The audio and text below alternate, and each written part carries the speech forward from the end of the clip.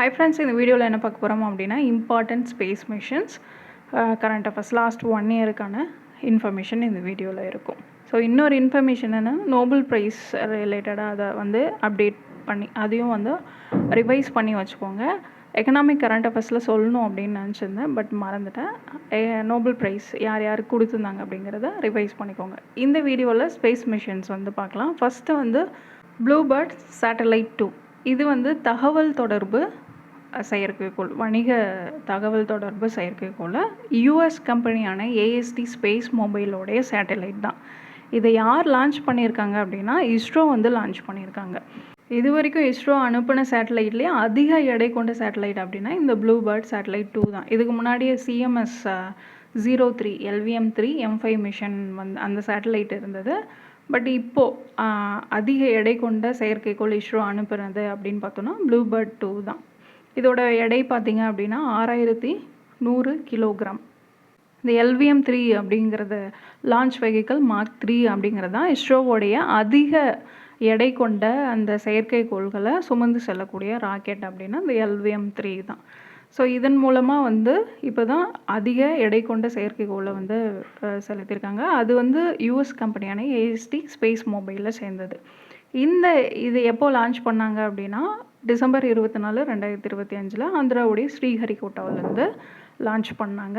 தாழ்வான புவி சுற்று வட்ட பாதையில் வந்து நிலைநிறுத்தப்படும் அப்படின்னு லோ எர்த் ஆர்பிட்டில் வந்து இந்த தகவல் தொடர்பு செயற்கைக்கோள் வந்து நிலைநிறுத்தப்பட்டிருக்கு. என்ன நோக்கத்துக்காக இதை அனுப்புனாங்க, இந்த சேட்டலைட் லான்ச் பண்ணாங்க அப்படின்னு பார்த்தீங்கன்னா, மொபைல் டவர் இல்லாமலே டைரெக்டாக 4G 5G வந்து அந்த இணைப்பு நெட்டு வந்து மொபைலுக்கு கிடைக்கணும். அந்த வகையில் தான் இதை வந்து அனுப்பிச்சிருக்காங்க. எந்த ஒரு கூடுதல் சாதனங்களுமே தேவையில்லை. டிஷ்ஷோ, ஆண்டனாவோ இல்லை ஸ்பெஷல் ரிசீவரோ எதுவுமே இல்லாமல் சாதாரணமாக 4G 5G ஸ்மார்ட் ஃபோன்களோட நேரடியாக இணைப்பை வந்து கொடுக்கணும்.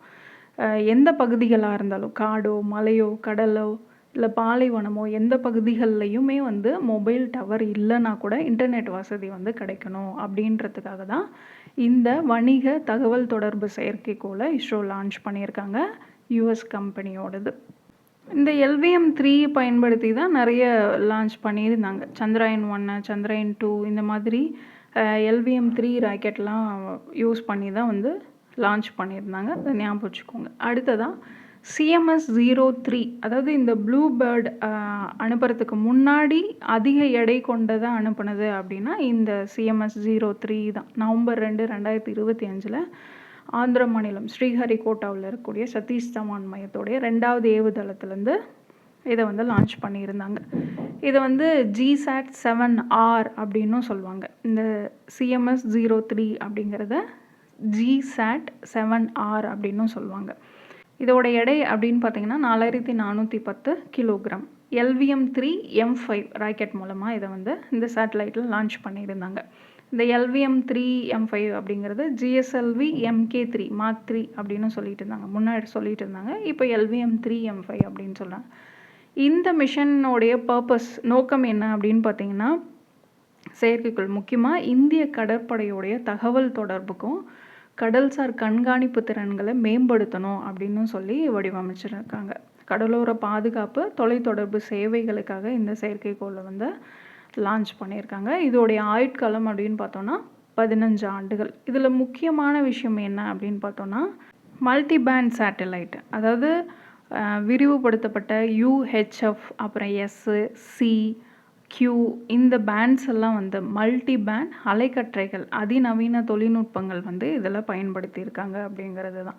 இந்திய கடற்படை அப்புறம் இராணுவத்தோட பணிகளுக்காக இது வந்து பயன்படுத்தப்படும். அதாவது இந்த போர் விமானங்கள், போர்க்கப்பல்கள், நீர்மூழ்கி கப்பல்கள் இதெல்லாம் பார்த்திங்க அப்படின்னா நடுக்கடலில் இருக்கும்போது சாதாரண செல்ஃபோன் டவர் வந்து வேலை செய்யாது. அந்த டைமில் தேவையான சிக்னல்களை வழங்கணும், தரை கட்டுப்பாட்டு மையத்தோட பாதுகாப்பாக பேசுகிறதுக்கு வேணும் அப்படின்றதுக்காக இந்த சேட்டலைட்டை வந்து லான்ச் பண்ணியிருக்காங்க. இராணுவ ரகசியம் அப்புறம் முக்கியமான தகவல்களை மற்றவங்க ஒட்டு கேட்காத முடியாத மாதிரி என்கிரிப்டட் முறையில் அனுப்புறதுக்கு உதவுற வகையிலையும் இதை அமைச்சிருக்காங்க.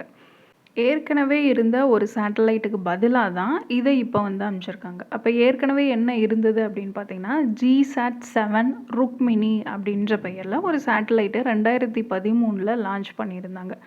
கடலோர எல்லை கண்காணிப்பு செயற்கைக்கோள். இந்தியாவுடைய first military multi band communication satellite அப்படின்னா GSAT-7 ருக்மினி அப்படிங்கிறது தான். 2013 அனுப்பிச்சிருந்தாங்க. எங்கேருந்து அப்படின்னா ஃப்ரெஞ்சு கயானாவிலேருந்து ஏரியன் 5 ராக்கெட் மூலமாக லான்ச் பண்ணியிருந்தாங்க. இதோட எடை வந்து 2650 கிலோ.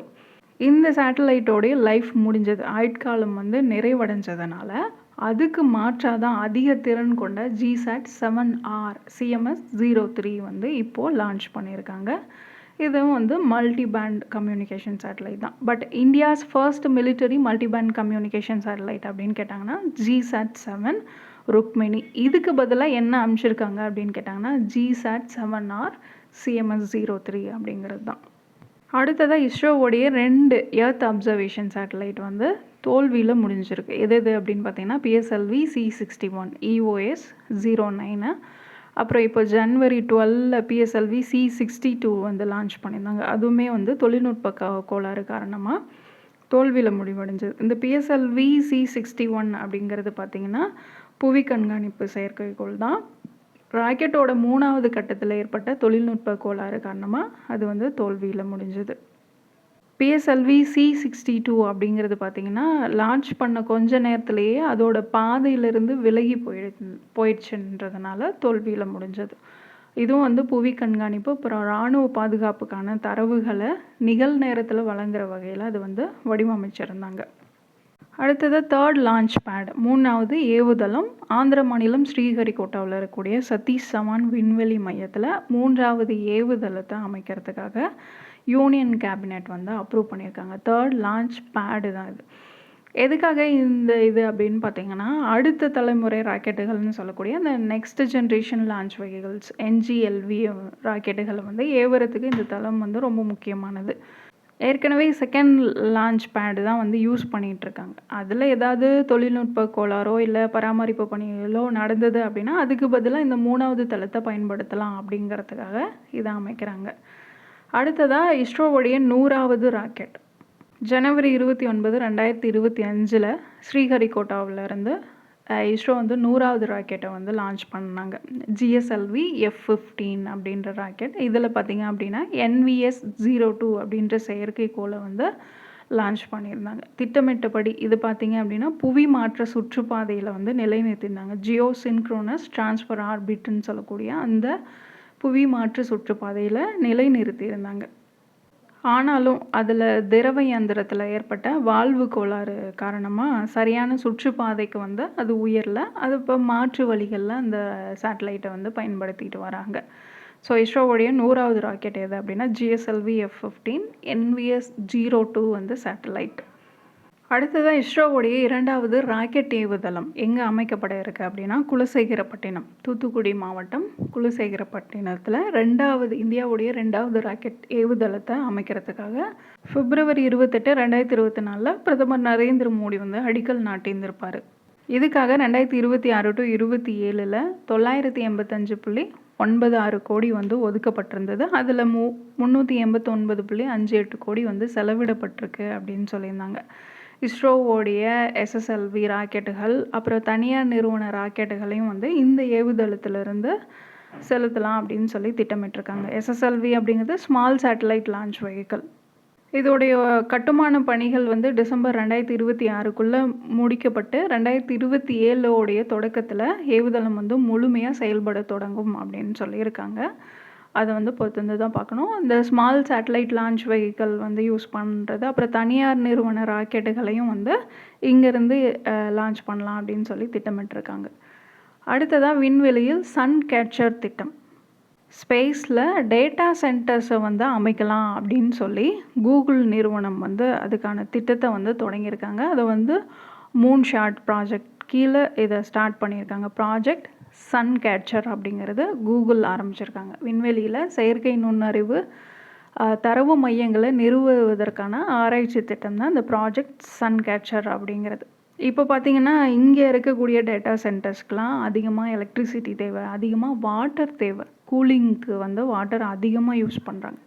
ஸோ இந்த ரெண்டோடைய பயன்பாட்டையும் குறைச்சி சூரிய ஒளி மூலமாக இயங்கக்கூடிய செயற்கைக்கோள்களை பயன்படுத்தி விண்வெளி அடிப்படையிலான சூழல்களில் ஏஐ கணினி எப்படி வந்து செயல்பட முடியும் அப்படிங்கிறத ஆராயிறத நோக்கமாக கொண்டு தான் இந்த ப்ராஜெக்டை வந்து ஸ்டார்ட் பண்ணியிருக்காங்க.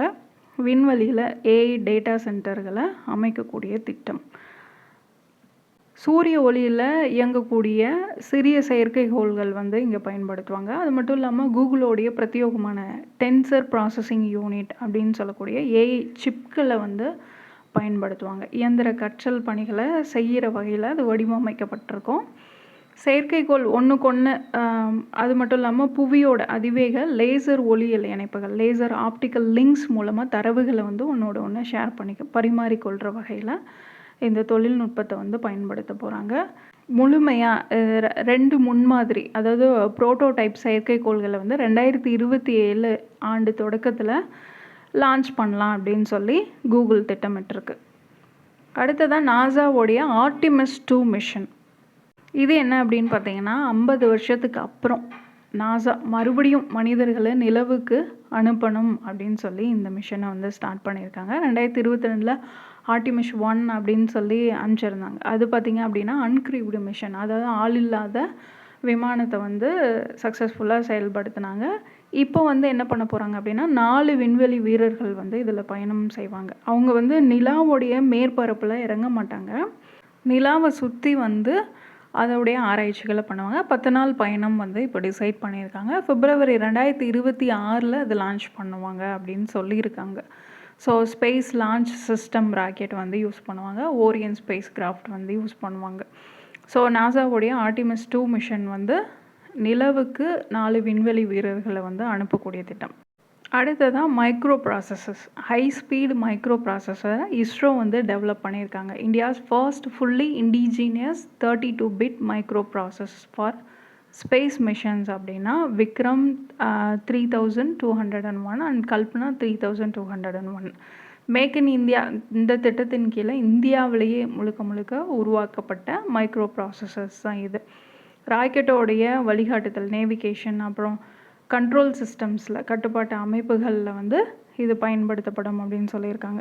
அடுத்தது 12th global space exploration conference GLEX 2025, 12வது உலகளாவிய விண்வெளி ஆய்வு மாநாடு 2025 மே 2025 நியூ டெல்லியில் நடந்தது. இந்த கான்ஃபரன்ஸ்க்கான தீம் அப்படின்னு பார்த்தீங்கன்னா ரீச்சிங் நியூ வேர்ல்ட்ஸ் எ ஸ்பேஸ் எக்ஸ்ப்ளோரேஷன் ரெனேசன்ஸ், புதிய உலகங்களை அடைதல், விண்வெளி ஆய்வில் மறுமலர்ச்சி அப்படிங்கிறது தான். இந்த கான்ஃபரன்ஸை இனாகிரேட் பண்ணி வச்சது அப்படின்னு பார்த்தோன்னா சயின்ஸ் அண்ட் டெக்னாலஜி யூனியன் மினிஸ்டரான ஜிதேந்திர சிங் தான் வந்து தொடங்கி வச்சுருந்தார். இந்த கான்ஃபரன்ஸை ஆர்கனைஸ் பண்ணது அப்படின்னா இன்டர்நேஷ்னல் ஆஸ்ட்ரோநாட்டிக்கல் ஃபெடரேஷன், அப்புறம் இஸ்ரோ, ஆஸ்ட்ரோநாட்டிக்கல் சொசைட்டி ஆஃப் இந்தியா, இந்த 3 சேர்ந்து தான் வந்து 3 அமைப்புகளும் சேர்ந்து தான் இந்த கான்ஃபரன்ஸை வந்து நடத்தியிருந்திருப்பாங்க. அடுத்ததான் ஆக்சியம் மிஷன் 4. சர்வதேச விண்வெளி நிலையத்துக்கு மாற்றாக இன்னொரு விண்வெளி நிலையத்தை அமைக்கணும் அப்படிங்கிறது தான் இந்த ஆக்சியம் மிஷனுடைய முக்கியமான பர்பஸ்.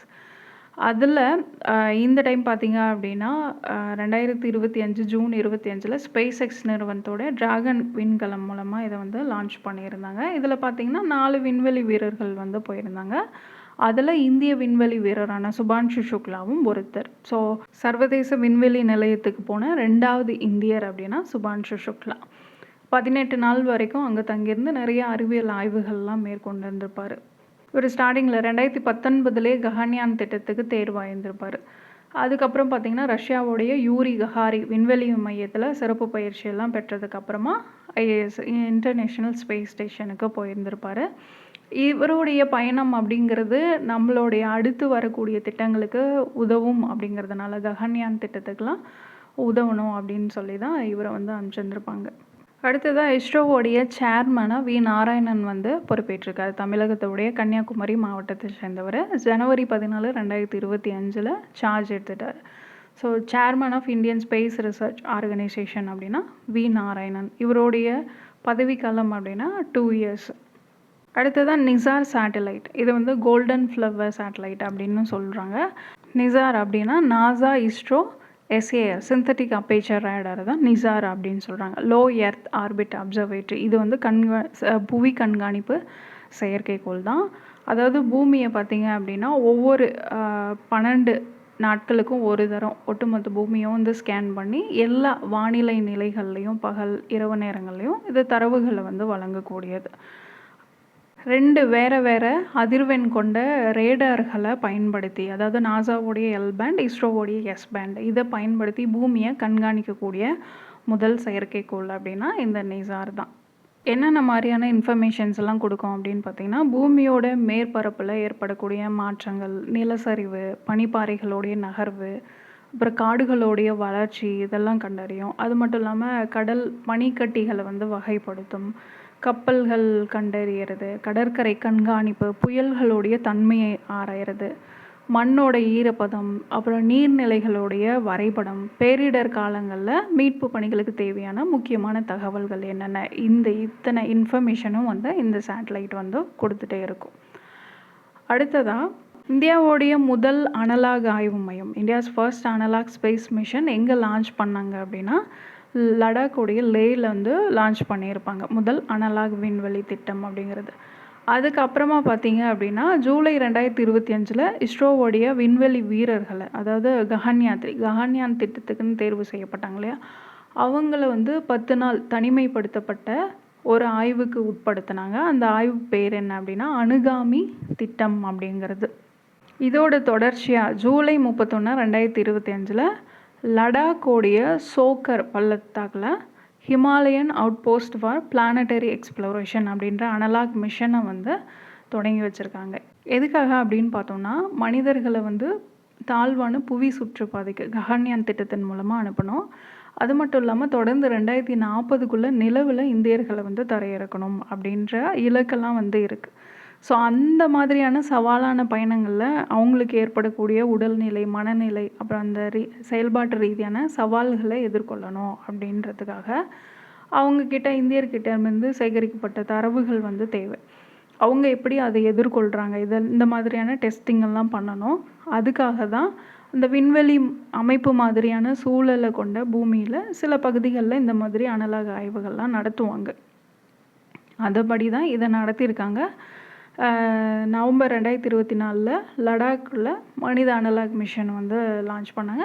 ஜூலை 2025 ககன்யாத்ரி அந்த 10 நாள் தனிமைப்படுத்தப்பட்ட அனுகாமின்னு சொல்லக்கூடிய திட்டத்தை வந்து நடத்தினாங்க. இப்போ அதை தொடர்ந்து தான் இப்போ இந்த ஹோப் திட்டத்தையும் வந்து ஸ்டார்ட் பண்ணியிருக்காங்க. ஏன் பர்டிகுலராக அதாவது லடாக்கோடைய சோகர் வேலியை வந்து தேர்ந்தெடுத்தாங்க அப்படின்னா, அங்கே இருக்கக்கூடிய தட்பவெப்பநிலை காலநிலை, அதாவது குளிர், அங்கே இருக்கக்கூடிய குறைந்த ஆக்சிஜன் சூழல், இதெல்லாம் பார்த்திங்கன்னா செவ்வாய்க்கோளில் எப்படி இருக்குமோ அதே மாதிரியான சூழல் தான் இங்கேயும் இருக்குது. அதனால தான் இந்த பகுதியை வந்து தேர்ந்தெடுத்திருப்பாங்க. அடுத்ததாக ஸ்பேடெக்ஸ். இது வந்து என்ன அப்படின்னா ஸ்பேஸ் டாக்கிங் எக்ஸ்பெரிமெண்ட்டு தான் ஸ்பேடெக்ஸ் அப்படின்னு சொல்கிறோம். 2035 இந்தியாவுக்குன்னு சொல்லி விண்வெளி நிலையம் வந்து அமைக்கப்படும் அப்படின்னு சொல்லியிருந்தாங்க. பாரதிய அந்தரிக்ஷ ஸ்டேஷன் அப்படின்ற பெயரில் அமைக்கப்படணும் அப்படின்னு சொல்லி இலக்கு நிர்ணயிச்சிருக்காங்க. ஸோ அதுக்கான எக்ஸ்பெரிமெண்ட்டு தான் இந்த ஸ்பேடெக்ஸ் அப்படிங்கிறது. ஸ்பேஸ் டாக்கிங், அன்டாக்கிங்லாம் பண்ணி பார்க்குறது. விண்வெளியில் வேறு சுற்றுப்பாதையில் இருக்கக்கூடிய 2 செயற்கைக்கோள்களை வந்து மிக துல்லியமாக ஒன்றோட ஒன்று இணைக்கிறது டாக்கிங் சொல்லுவோம். அதை மறுபடியும் பிரிக்கிறது வந்து அன்டாக்கிங் அப்படின்னு சொல்லுவோம். ஸோ இது 2யுமே வந்து சக்ஸஸ்ஃபுல்லாக இஸ்ரோ வந்து பண்ணி முடிச்சிருக்காங்க. PSLV C60 ராக்கெட் மூலமாக டிசம்பர் 2024 STX-01 சேசர், அப்புறம் STX-02 டார்கெட் அப்படின்னு சொல்லி 2 செயற்கைக்கோள்களை வந்து இஸ்ரோ லான்ச் பண்ணியிருந்தாங்க. இப்போ இந்த சேசர் டார்கெட்டை வந்து 2யும் இணைக்கிறது தான் டாக்கிங். அது எப்போ பண்ணாங்க அப்படின்னு பார்த்தோம்னா 16 ஜனவரி 2025 வந்து இந்த டாக்கிங் எக்ஸ்பெரிமெண்ட்டை சக்ஸஸ்ஃபுல்லாக பண்ணியிருக்காங்க. இதோட அன்டாக்கிங்கை, இந்த சேசரையும் டார்கெட்டையும் விடுவிக்கக்கூடிய சோதனையை வந்து எப்போ வெற்றிகரமாக நிறைவேற்றினாங்க அப்படின்னா மார்ச் 2025.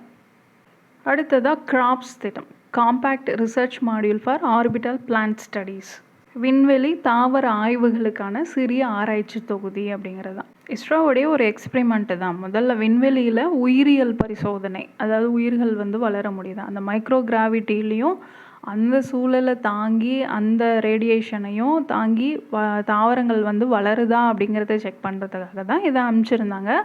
எப்போது டிசம்பர் 30, 2024 பிஎஸ்எல்வி C60 ராக்கெட் மூலமாக அந்த கிராப்ஸ் தொகுதி வந்து விண்வெளிக்கு அனுப்பியிருந்தாங்க. அதில் வந்து விதைகள் அனுப்பிச்சிருந்தாங்க. என்ன விதைகள் அப்படின்னு பார்த்தீங்கன்னா கவுபி அப்படின்னு சொல்லக்கூடிய காராமணி விதைகளை வந்து அனுப்பிச்சிருந்தாங்க.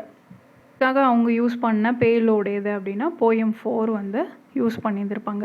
இந்த காராமணி விதைகள் இருக்கு இல்லையா, அது 4 நாட்களில் முளை விட்டு துளிர் விட்டுருச்சு, இலையே வந்து வந்துருச்சு. ஸோ இது எதுக்காக அப்படின்னா எதிர்காலத்தில் இந்த மாதிரி பாரதிய அந்தரிக்ஷ ஸ்டேஷன் விண்வெளி பயணங்கள் மேற்கொள்கிறாங்க, அந்த விண்வெளி நிலையம் அமைக்கப்படுது அப்படின்னா அங்கே உணவு உற்பத்தி செய்கிறதுக்கு, விண்வெளியில் சுவாசிக்க ஆக்சிஜனை உருவாக்குறதுக்கு இந்த மாதிரியான ஆராய்ச்சியெல்லாம் அவசியம். இதையும் பண்ணி சக்ஸஸ்ஃபுல்லாக பண்ணியிருக்காங்க.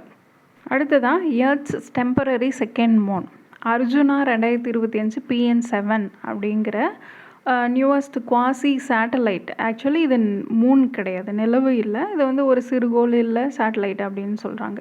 குவாசி மூன் அப்படின்னு சொல்லி கண்டுபிடிச்சிருக்காங்க. அதுக்கு பேர் வந்து அர்ஜுனா 2025 PN7 அப்படின்னு சொல்லி பேர் வச்சுருக்காங்க. இது முதல்ல ஹவாயில் இருக்கக்கூடிய பான்ஸ்டாஸ் 1 தொலைநோக்கி மூலமாக தான் தெரிஞ்சது. 2083 வரைக்கும் இது இருக்கும் அப்படின்னு சொல்லியிருக்காங்க. பூமியை மாதிரியே அதோட பாதையில் சூரியனை சுற்றி வரக்கூடிய ஒரு செயற்கைக்கோள் தான் இது. ஆனால் பூமியோட ஈர்ப்பு விசையால் இது பூமியோட இணைக்கப்படலை. அதனால் வந்து இதை வந்து அரை நிலவு, அரை செயற்கைக்கோள் அப்படின்னு சொல்கிறாங்க, குவாசி மூன் அப்படின்னு சொல்கிறாங்க. அடுத்ததான் நிலவில் அணுமின் நிலையம் அமைப்பதற்கான புரிந்துணர்வு ஒப்பந்தம் வந்து கையெழுத்தாயிருக்கு. எந்தெந்த நாடுகளுக்கு இடையில் அப்படின்னு பார்த்தோன்னா ரஷ்யா அண்ட் சீனா. ரஷ்யாவோட ரோசாட்டம், ரஷ்யா ஸ்டேட் நியூக்ளியர் கார்பரேஷனும் சைனா நேஷ்னல் ஸ்பேஸ் அட்மினிஸ்ட்ரேஷனுக்கு இடையில தான் இந்த அக்ரிமெண்ட் வந்து கையெழுத்தாயிருக்கு. 2035 நிலவில் அணுமின் நிலையம் அமைப்பதற்கான ஒப்பந்தம் இது. முற்றிலும் தானியங்கி முறையில் இயங்கக்கூடிய அணுமின் நிலையமாக இது இருக்க போது 1/2 மெகாவாட் மின் உற்பத்தி வந்து இதன் மூலமாக செய்யப்படும் அப்படின்னு சொல்லியிருக்காங்க. ஸோ இந்த நிலவில் அணுமின் நிலையம் அமைக்கிறதுக்கு தொடர்ந்து இந்தியாவும் வந்து இணைந்து செயல்பட விருப்பம் தெரிவிச்சிருந்தது. அடுத்ததான் Nila satellite. Kerala based start up HEX20 அப்படிங்கிறவங்க தான் இதை வந்து டெவலப் பண்ணியிருக்காங்க. India's first private payload hosting satellite. அது என்ன பேலோடு ஹோஸ்டிங் அப்படின்னா, இப்போது ஒரு செயற்கைக்கோள் புவி கண்காணிப்போ இல்லை தகவல் தொடர்புக்கோ பொதுவாக வந்து அனுப்புவாங்க. ஆனால் பேலோடு ஹோஸ்டிங் அப்படிங்கிறது ஏதாவது மற்ற நிறுவனங்களுடைய கருவிகள், சோதனை கருவிகளை வந்து இணைச்சி விண்வெளிக்கு எடுத்துகிட்டு போகிறது. அது முதல் முறையாக வந்து தனியார் நிறுவனம் வந்து அமைச்சிருக்கு. அதுதான் வந்து இது நிலா சேட்டலைட் அப்படிங்கிறது. India's first private payload hosting satellite. Nila அப்படிங்கிறது பாரத் புலா அப்படின்ற ஒரு ரிவரோடைய பேர் தான் இதுக்கு வச்சுருக்காங்க. இதை லான்ச் பண்ணது அப்படின்னு பார்த்தோம்னா space X transporter 13 mission March 15, 2025 இதை வந்து லான்ச் பண்ணியிருந்தாங்க. இந்தியாவுடைய முக்கியமான இலக்குகள் அப்படின்னு எடுத்துட்டோன்னா 2027 ககன்யான் திட்டத்தை செயல்படுத்தணும். 2035 சொந்த விண்வெளி நிலையம் பாரதிய அந்தரிக்ஷ ஸ்டேஷனை வந்து கட்டமைக்கணும். 2040 நிலவுக்கு விண்வெளி வீரரை வந்து அனுப்புறதுக்கு திட்டமிட்டிருக்காங்க. இதே போல் அமைச்சரவை வந்து சந்திராயன் 4, சந்திராயன் 5 இதுக்கெல்லாம் வந்து ஒப்புதல் வழங்கியிருக்காங்க. 2024 சந்திராயன் 4 திட்டத்துக்கு வந்து மத்திய அமைச்சரவை ஒப்புதல் வழங்கியிருந்தது. 2027 சந்திராயன் 4 வந்து லான்ச் படம் அப்படின்னு சொல்லியிருக்காங்க. இந்த திட்டத்துக்காக 2104 கோடி ரூபாய் வந்து நிதி ஒதுக்கப்பட்டிருக்கு. இதே போல் சந்திராயன் 5 பார்த்திங்க அப்படின்னா இந்தியாவும் ஜப்பானும் சேர்ந்து 2027 to 2028 இந்த மிஷனை வந்து கம்ப்ளீட் பண்ணோம் அப்படின்னு டிசைட் பண்ணியிருக்காங்க. 2026 சமுத்திராயன் திட்டம் வந்து செயல்படுத்தப்படும் அப்படின்னு சொல்லியிருக்காங்க. ஸோ அதாவது ஆழ்கடல் 6000 மீட்டர் ஆழத்துக்கு 3 மனுஷங்களை வந்து அனுப்பி அங்கே இருக்கக்கூடிய கனிம வளங்கள், அப்புறம் பல்லுயிரினங்கள், அப்புறம் கடல்சார் சுற்றுச்சூழல் இதை பற்றி ஆய்வு செய்கிறது தான் இந்த திட்டத்தோடைய முக்கியமான நோக்கம், சமுத்திராயன் திட்டம் அப்படிங்கிறது. இதுக்காக பார்த்திங்கன்னா சென்னையில் இருக்கக்கூடிய தேசிய கடல்சார் தொழில்நுட்ப நிறுவனம் மூலமாக உள்நாட்டிலேயே பிரத்யோகமாக வடிவமைக்கப்பட்ட ஆழ்கடல் நீர்மூழ்கி வாகனம் வந்து உருவாக்கியிருந்தாங்க, மத்ஸ்யா 6000 அப்படின்னு சொல்லி. 2021 இந்த திட்டத்தை வந்து ஸ்டார்ட் பண்ணாங்க. 2025 ஆகஸ்ட்டில் பார்த்திங்கன்னா இந்தியாவை சேர்ந்த அக்வாநாட்ஸ்ன்னு சொல்லக்கூடிய ஆழ்கடல் ஆய்வாளர்கள் வந்து 5000 மீட்டர் ஆழம் வரைக்கும் போய் சோதனைகளை வெற்றிகரமாக பண்ணியிருக்காங்க. 2026க்குள்ள மனிதர்களுடன் கூடிய இறுதி பயணம் வந்து மேற்கொள்ளப்படும் அப்படின்னு சொல்லி மத்திய அரசு வந்து தெரிவிச்சிருக்கு. ஸோ இந்த திட்டம் ஒருவேளை வெற்றிகரமாக செயல்படுத்தப்பட்டது அப்படின்னா அமெரிக்கா, ரஷ்யா, சீனா, ஜப்பான், ஃப்ரான்ஸ் இந்த மாதிரி மனிதர்களை கொண்டு ஆழ்கடல் ஆய்வு செய்யக்கூடிய வல்லமை பெற்ற நாடுகளில் இந்தியாவும் வந்து இணையும். ஏற்கனவே ஸ்பேஸில் இந்த டாக்கிங் அன்டாக்கிங் பண்ணதுனால இந்த விண்கலன்கள் ஒருங்கிணைப்பு தொழில்நுட்பத்தை கொண்ட 4வது நாடாக இந்தியா இருந்தது. சீனா, ரஷ்யா, அமெரிக்காவுக்கு அப்புறம் அந்த சமுதாயனும் வந்து பண்ணாங்க அப்படின்னா அதில் இந்தியாவும் வந்து ஒரு கண்ட்ரியாக ஆட் ஆகும். அப்கமிங் இஸ்ரோவுடைய மிஷன்ஸ் அப்படின்னு எடுத்துட்டிங்கன்னா அதில் முக்கியமாக இருக்கிறது இந்த ககன்யான் ரிலேட்டடாக இருக்கக்கூடிய HLV-M3 G1 0M1 அப்படிங்கிறது தான். ஸோ இதுதான் வந்து முக்கியமாக முதல் ஆள் இல்லாத சோதனை பயணம். இது human rated launch vehicle mark 3, அதுதான் HLV-M3 அப்படின்னு சொல்லுவாங்க. இந்த பயணத்தில் மனிதர்கள் வந்து போக மாட்டாங்க. வியோமித்ரான்னு சொல்லக்கூடிய ஹாஃப் ஹியூமனைடு ரோபோட் வந்து இதில் அனுப்புவாங்க. அதுக்கப்புறம் தான் வந்து மனிதர்கள் அனுப்பக்கூடிய திட்டம் இருக்குது. அடுத்ததாக பார்த்தீங்க அப்படின்னா GSLV F-17 EOS 05 அப்படிங்கிறது இது வந்து புவி கண்காணிப்பு செயற்கைக்கோளை ஏவுகிற வகையில் அடுத்ததாக இருக்குது. அடுத்து PSLV C63, அப்புறம் PSLV N1 EOS 10, SSLV L1 இந்த மாதிரி நிறைய அப்கமிங் மிஷன்ஸ் வந்து இஸ்ரோ கிட்ட இருக்குது. ஓகே ஃப்ரெண்ட்ஸ், இவ்வளோ தான் ஸ்பேஸ் கரண்ட் அஃபேர்ஸ். அடுத்த ஒரு வீடியோவில் பார்க்கலாம். தேங்க்யூ.